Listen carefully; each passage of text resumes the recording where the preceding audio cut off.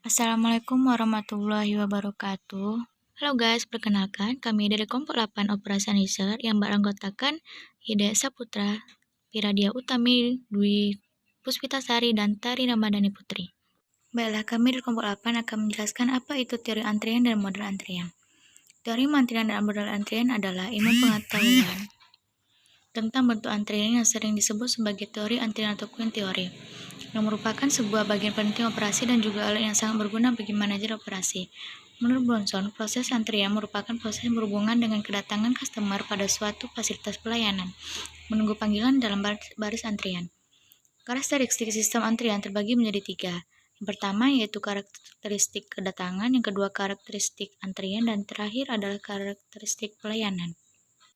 Baiklah, selanjutnya kami akan menjelaskan apa itu karakteristik kedatangan, karakteristik antrian, dan karakteristik pelayanan.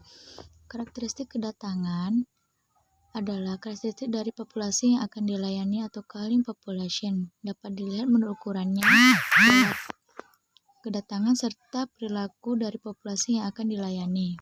Menurut ukurannya, populasi yang akan dilayani bisa terbatas atau finite, bisa juga tidak terbatas atau infinite. Yang kedua, pola kedatangan bisa teratur, bisa juga acak atau random. Selanjutnya yaitu, apa itu karakteristik antrian? Garis antrian itu sendiri adalah komponen yang kedua pada sebuah sistem antrian. Model antrian yang akan dibahas pada tahap pertama adalah dengan asumsi panjang antrian yang tidak terbatas. Karakteristik antrian kedua berkaitan dengan aturan antrian. Sebagian besar sistem menggunakan aturan yang dikenal sebagai aturan FIFO. Yang terakhir yaitu karakteristik pelayanan.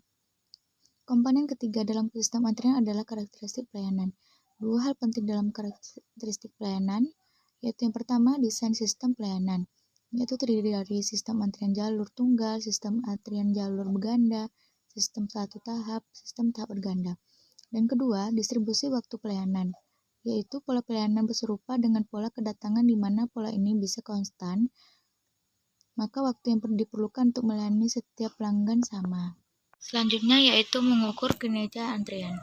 Dengan menganalisis antrian akan dapat diperoleh banyak ukuran kinerja sebuah sistem antrian yang meliputi hal berikut ini. Yang pertama yaitu waktu rata-rata yang dihabiskan oleh pelanggan dalam antrian atau WQ. Panjang antrian rata-rata atau LQ. Waktu rata-rata yang dihabiskan oleh pelanggan dalam sistem atau WS. Jumlah pelanggan rata-rata dalam sistem atau LS. Probabilitas velositas pelayanan akan kosong atau PO. Probabilitas jumlah pelanggan berada dalam sistem atau PN. Dan yang terakhir faktor utilitas sistem atau P. Selanjutnya yaitu biaya antrian. Pada sistem antrian, para manajer operasi harus memahami pilihan atau trade-off antara dua biaya, yaitu biaya untuk menyediakan pelayanan yang baik dan kedua biaya yang terjadi jika pelanggan atau mesin harus menunggu. Suatu cara untuk mengevaluasi sebuah fasilitas pelayanan adalah dengan melihat biaya total yang diharapkan. Biaya pelayanan meningkat bersamaan dengan usaha perusahaan untuk memperbaiki tingkat pelayanannya. Bersamaan dengan meningkatnya tingkat pelayanan, yakni lebih cepat, maka biaya yang dikeluarkan untuk menunggu dalam antrian akan berkurang. Dan yang terakhir yaitu ragam model antrian. Ragam model antrian terbagi menjadi 4. Yang pertama model A.